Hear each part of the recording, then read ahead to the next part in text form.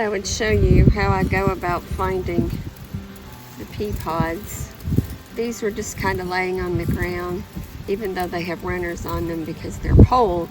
Sometimes they don't find them. The little runners don't get attached to the fence. So I'm going to pick these and just put them in the basket. And then like under here you can see all of these that I'm about to pick. There's some right there. But these are nice and fat, filled out. I'm going to pull this one off the vine and try to peel it. So here is the peas in here. That's how many I've got. I love raw peas on my green salad. And that's what they look like. They're nice and filled out. And I ate some of them. They're really sweet.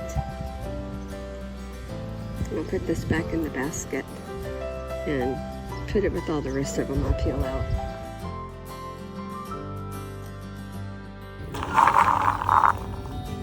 And I probably got 2 cups worth out of there. There's my empty basket and there's all my pea pods.